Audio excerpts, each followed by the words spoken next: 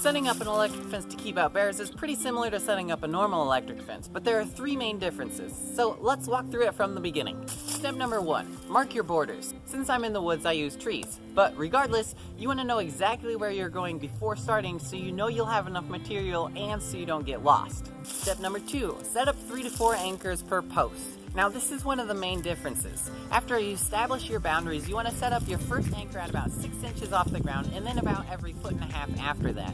And make sure when you set up your anchors away from what you want to protect. So in this case, I am on the outside here. Step number 3, run the line. Once your anchors are in, go ahead and run the line. Some people say you want each line to be separate, but I found that running all of them consecutively works just fine. Just make sure your line isn't droopy.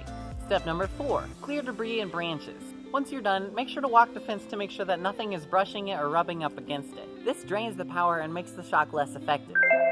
Selecting a unit powerful enough to deter bears is the difference between an effective fence and a bear in your house. I use the Gallagher S100 because it's rated for bears and other large wildlife. Make sure your unit isn't just tickling the bear's nose, but it's shocking enough to keep them away. For the unit setup, red goes on the fence and green goes in the ground. Grounding rods are great, but I didn't have one, so I just used a nail. Step number 6, rake a perimeter. If you're in an area with lots of leaves or rocks, try to rake them away from the fence about 4 to 5 feet. This not only adds a visual cue for the bear and changes the terrain so they're sniffing low, but it also ensures a good grounding connection so each shock is delivered in full force.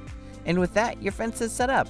Ideally, you want a stronger fence behind the electric fence and some sort of bold visual cues for the bears, as bears typically don't have good eyesight, especially at night. So it's entirely possible for the bear just to stumble through your fence without even knowing that it's there.